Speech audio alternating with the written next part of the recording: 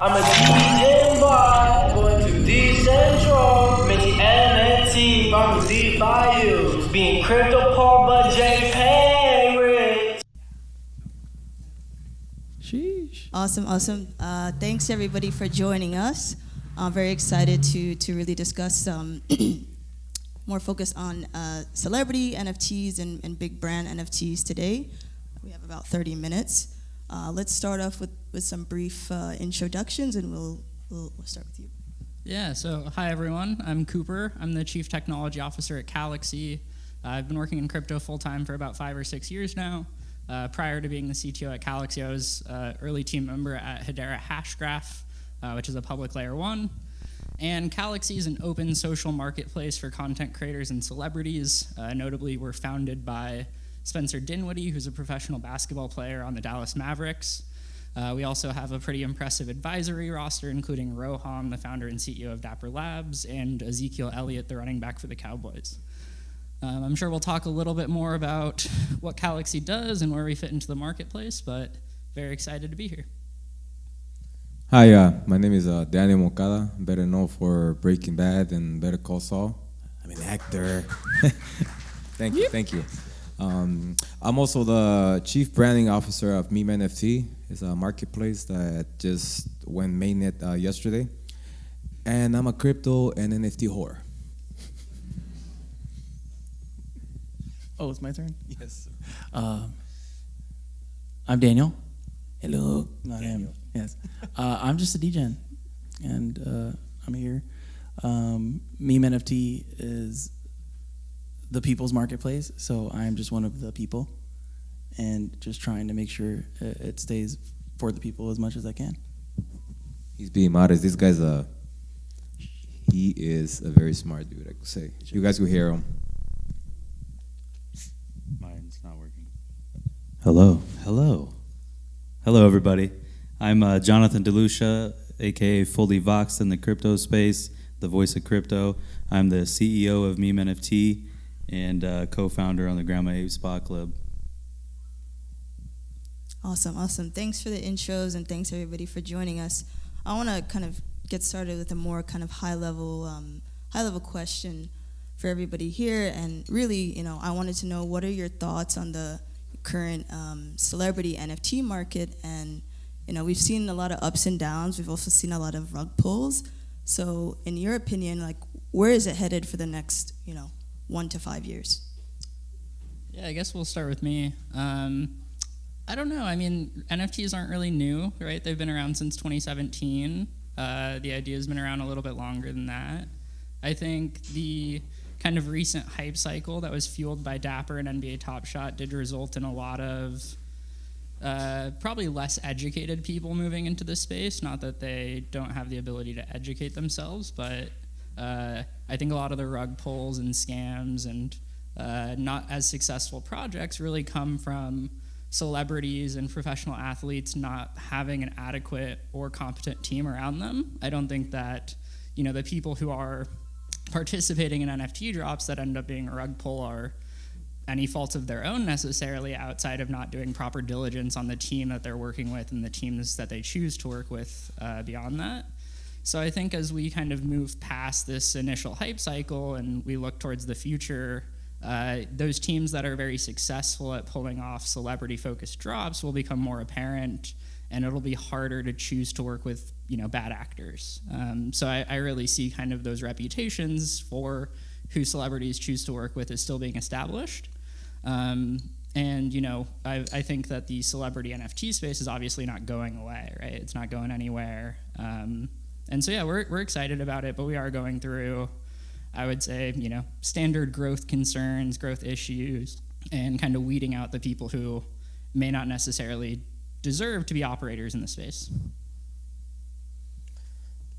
Oh, man. How can I top that? So like he was saying, there's a lot of celebrities that they come into the space, and unfortunately, they don't do no research. Some of them are just in for the cash money grab and just get the money. Can I say bad words? Yeah, I'll go ahead and make that decision, I guess. I'll allow it. Yeah, so they come into the space and they just want to come and get some money, get the fuck out. and that's a wrong attitude to have when you come in, because for me, for example, like I can't just promote a project that I know that it's a shitty project, because my followers are my people, they're my fans. So if I start just throwing some random projects because I'm gonna make some money, what does that make me? Make me a piece of shit, right? Really. So what I'm trying to do with the MemeNFT, I'm the chief branding officer. So I'm gonna try to, bridge the gap between the celebrities and not knowing when they come in and what to do. So educate them, tell them what's it about. We have a team that could, we get with the executives. All of the executives are doxed, all of us. There's no freaking avatars, no nothing. It's just everybody knows each other, IRL, shake hands and everything. So I think that's the way we got to do. We got to educate the celebrities coming in and tell them that that's not right. You're gonna have consequences. Eventually, there's gonna be a lot of consequences to these kinds of things. Right now, it's a little bit newer, but eventually it will. And hopefully, as NFT space grows, we're gonna be able to have more people that have values and not just want to get some money and get out. Like just give them the easy stuff. For example, like go to the Twitter page. Read the white paper. Go to the website. Find out who the developers are. What they've done before, what projects, what they have for fucking breakfast. Shit. Like you got to know exactly what they're doing. And I think with that, a little bit of research and people like us willing to help, I think we could hopefully change a little bit the space and stop these rug pulls from coming. I mean, obviously that's not going to happen. People are always going to get greedy and do their thing, but What do you have for breakfast? I haven't had anything. It's been busy. I think you hit it right on the nose. Like the NBA Top Shots, bringing in a lot of like adoption that don't necessarily know how to interact with the blockchain, which is why like a lot of the stuff that we do when we're doing AMAs or VCs or even just like the Discord and the community is really focused on how to go about onboarding if you are a newbie, because this place is like anything else in the world, 99.99% of rug. It's really that 0.01%. That potential unicorn that if you manage to believe in it at the right time, you're gonna change your life. So really educating people on how to interact with Web3 properly, even like the basic rules that I know because I've been in here for a couple of years now, but people may not necessarily know because they just the NBA had some cards, let me go do that. But the thing is, people like NFTs because of the simplicity of it. So if that's an adoption curve for crypto, we have almost an obligation as the veterans in this space to find those people and educate them on how to interact with DeFi the way DeFi should be interacted with. And that's really important, at least that's for me. And I feel like anybody who's a veteran in this space needs to do that. And unfortunately, there's a lot of people who don't, and that's why I kind of like the whole meme squad, because like you said, we're all doxed, and I knew these guys from a lot of other different projects, and they're good guys, and we saw the opportunity and we took it, and it's months later now, we're like in alpha mainnet and things are looking up. So and really just a lot of the tokenomics are being designed to like cater to those who may not understand those complex systems, but you can interact and get some benefit. So I think overall, like, we need to focus as a whole on doing that. I think it's really important. So, celebrities in the space, I personally had to deal with one recently onboarding onto our platform, and the first thing I thought of was, okay, how do we protect our investors against a rug pull? Because there's a lot of celebrities that don't understand the space like we're talking about right now. They don't understand the ramifications of what happens if they don't follow through or any of that stuff. I think, what was it, Lana Rhodes or whatever just did a rug pull recently or something like that, I heard. So, like on our platform, we require, if we're going to do a launch pad for a celebrity, like we require a minimum amount of time for promotion on your project before we'll even touch it. just to make sure that there's a level of protection with celebrity or with our investors with celebrities. Because it's real easy if you're a celebrity in Web 2 to walk into this space and take your audience and bring them over here, because the odds are a percentage of them are going to be into crypto, and they're just going to buy into it because they like you as an individual. So we have to have some level of accountability for these celebrities if it's going to bring any kind of value to the space long term. And I think that's important. I think more platforms and more launchpad services need to follow suit and make sure that there's standards in place to protect people from potential rug pulls with celebrity projects. Got it. Yeah, thanks for weighing in on that. And I guess going forward and what we've seen thus far, obviously sports and entertainment are great mediums to bring in consumer adoption. So thus far, would you say we've seen more growth on the sports side versus the entertainment side, starting with Cooper? Yeah, I'm a little biased because I work for an NBA player, so I would say the sports side. I also would just credit a lot of the market success and validation we've seen over the past, 18 months to NBA Top Shot. I think Top Shot really legitimized the space, legitimized NFTs, took them to new audiences, and got a lot of attention with major brands who really did not want to touch them 2 or 3 years ago. So I would say we've definitely seen this market cycle being driven by legitimate projects who have reputations and have built successful businesses like Dapper Labs, and we're seeing the NBA really drive that forward. They recently launched NFL Top Shot, or they're calling it NFL All Day. We'll see how it picks up within those marketplaces that aren't as, let's say, tangible to a highlight reel. The NBA lends itself really well to people getting posterized and people, doing things that look good in Top Shot moments. How translatable that is to other types of sports and leagues, we'll see. And then I think a lot of the kind of entertainers, no offense to Breaking Bad, but I think that they're kind of a later adopter than the sports who have that kind of consistent IP from like a top down that's easier to monetize. Like you have the NBA Players Association. There's not really an equivalent of that for entertainers, right? So it's a lot harder for them to have access to the types of IP legislation and deals that centralized leagues do. So, maybe if they can figure that out, we might see the same success that we see in the entertainment industry, but I'd say it seems obvious that the sports and the athletes have kind of a repeatable model. I agree with the IP stuff. I mean, when I do like something for a project for something like around Breaking Bad, Better Call Saul, but the IP how are they going to give you the rights to do that? And I mean, I could put on a suit and I'm myself, but I'm trying to work something out. Let's say. Don't forget the boots. Oh yeah, the boots. Oh my God, the boots. They were more famous than us on set. That's crazy. I agree with the NBA, and I think sports like UFC fighters and boxing. I think that's kind of like the next trend. And also, I'm pretty sure you guys been kind of watching the market. Music NFTs are becoming a thing now. We actually got a guy. He's a good friend of MemeNFT. His name is Sammy Ariaga, and he's here. He's from Nashville, country boy. And yeah, he's a great guy. He has so much talent. I think that's the next wave that's gonna come into the celebrities and NFTs.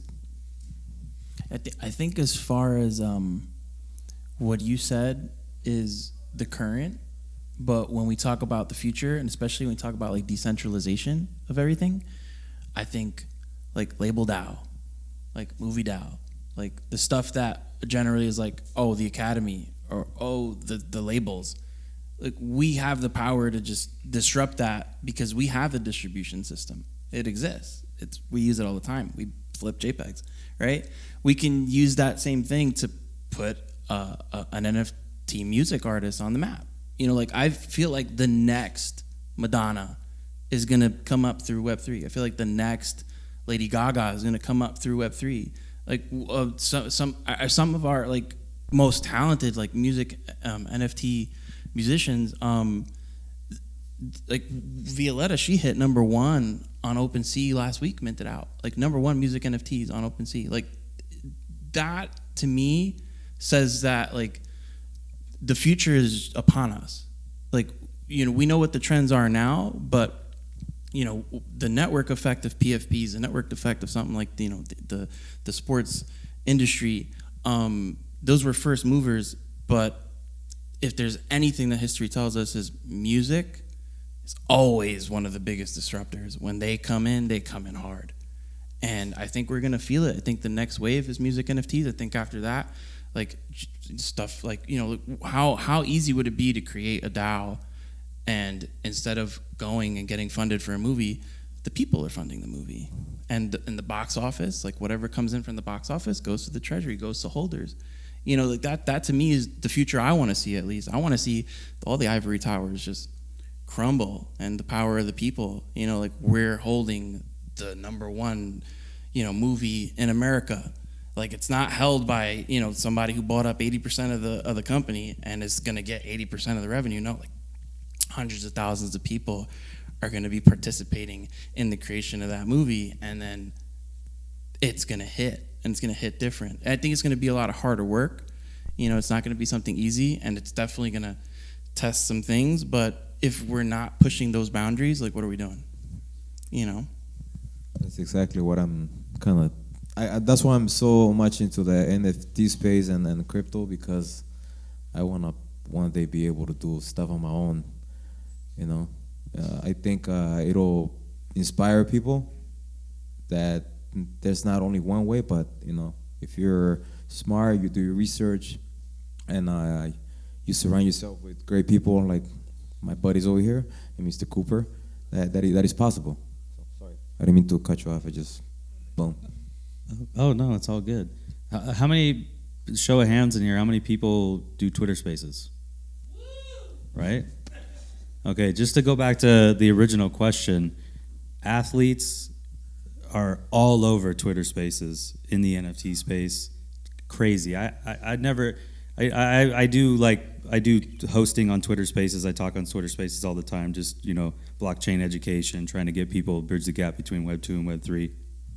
I have more baseball players and football players and stuff following me than I ever thought would happen in my life, like until I got into this space. So I definitely think athletes are where it's at right now over anything. And you know, like everybody else was saying, like the industries are starting to come. We're seeing big bucks start to come into crypto, and it's a matter of time before A-list celebrities and so on start coming into the space and really changing it. Like everyone always says that cliche, we're early. We're fucking early. We are really early. And the more people that understand that and really start paying attention, you're gonna see these Web 2 companies come in here and they're gonna start taking over everything. And you're gonna be like, well, I didn't invest. You gotta look at what you need now, because the future's coming. It's right around the corner. Yeah, and speaking of the future, of course, in the next couple months, couple years, there's going to be a lot more increased regulation. And how do you guys foresee that increased regulation affecting, you know, future celebrities, celebrity NFT drops, as well as future big brand NFT drops? I think we need to fight. Like, so regulation is a thing that's going to happen, right? But I think if we have power in this space and we have any kind of power towards influencing local government or getting into local government, starting disrupting, we need to do it, because they're not going to regulate the space in a way that benefits any one of us here. They're going to do it in a way that benefits them and limits us. So we need to get in front of that. We need to front run that so hard, because regulation, it's just thinking about it is scary. Because I heard, who was it? Mr. Wonderful talking the other day, and he knows, I respect his knowledge of the space for somebody who doesn't seem to have been in it for that long. Like, it was like, he definitely has some degens in his squad that got him up to speed real quick. But when they started talking about NFTs or securities, like, there's no doubt that they are. I'm just like, no, they're not. They're not even close. I mean, in some PFP scenarios, they may resemble it, but if you start going down that path, how much limitation are you going to put on NFT musicians, on DAOs that could potentially disrupt with really good consensus? Like we haven't seen any of this stuff yet. You know, like any of the really true decentralized like potentialities that could potentially come.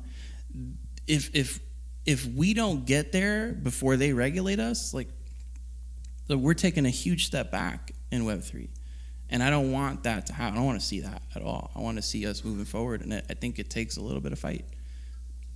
I think a lot of celebrities saw NFT deals come across their tables from their teams, from their agents, from their advisors, and they looked at it like an advertisement. They looked at it and said, we can make 200K, 500K just by a couple social media posts and attaching our name to it.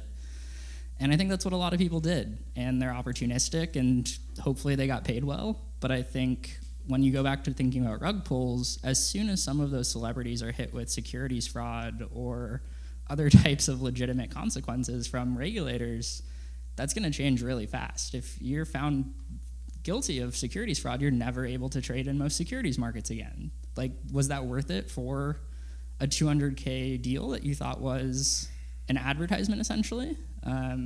And so I think a lot of this comes back to who are you surrounding yourselves with? Who are you working with? Do you have a team that actually knows what you're doing? If you don't, come talk to us at Calaxy, I guess.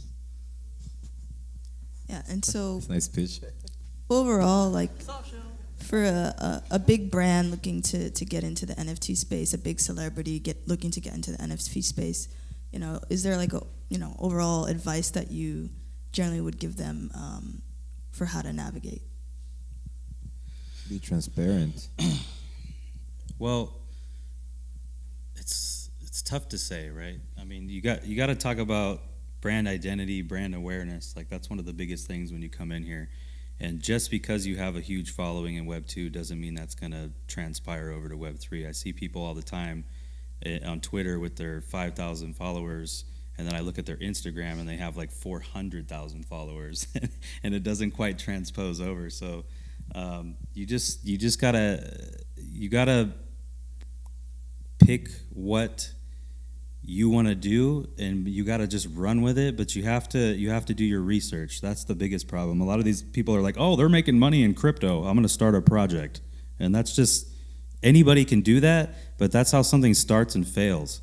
So them taking the time to do the market research and figure out what they want to do and dial it in, that's going to be one of the most best advice I can give somebody. Is like, you have to really do your research before you just jump in with a project, because anybody in this room with a wallet can start a project right now, but it doesn't mean it's going to survive. And that's the advice I would give for sure. Yeah, I would encourage them to deeply consider why they're looking at doing something in crypto. And if the answer is because it's an easy way to make money, there's probably easier ways for you to make money that won't have as many long-term impacts.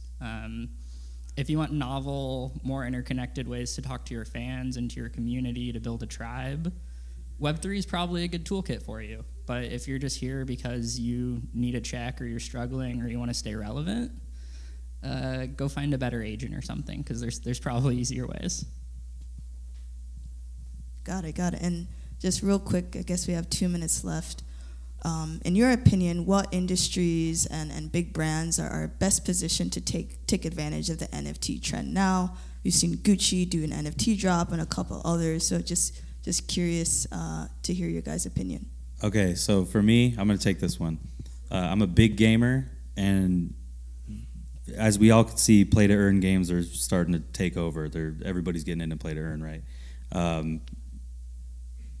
Getting the big gaming industries into this space, taking game assets and turning them into NFTs and something that you can keep in your wallet and go from game to game to game. I mean, that is a big opportunity. I think when the gaming industry goes full force, we're going to see some epic advancements in the space. They have the money, they have the drive, they have the user base. This was the closest space I've ever been to that was like almost exactly like the video games. Like, we all have avatars, profiles, things like that. Like, it literally, for me, I was a competitive gamer for a long time. It was like copy paste coming from video games into this space.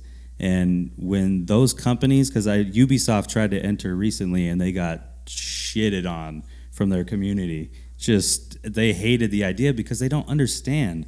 I mean, they're still gamers at the end of the day. Like, they still don't have the knowledge. But when the gaming industry starts to step its foot in and someone actually stands up, like, you know, the Unreal Engine you can use right now, that's like a stepping stone. I've been talking about this a lot lately. When and if a company like Apple starts getting into NFTs, it's game over. I mean, you're talking about a multi-billion-dollar company or a trillion-dollar company entering the space with all these users. That's what it's going to take, for sure.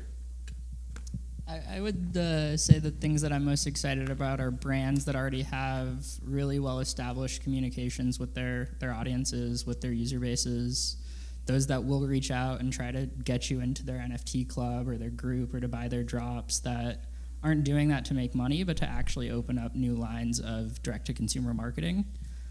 So anyone who has successfully done and built that tangible voice within their audience and direct-to-consumer marketing is probably going to translate well to NFT drops. But if you're looking at it from this is a new viable line of revenue for us, that's probably not the right way to think about it. Community as a family and not as a buzzword. And not as a product. Yeah. Awesome. I think we have time for one very, very quick question from anybody in the audience.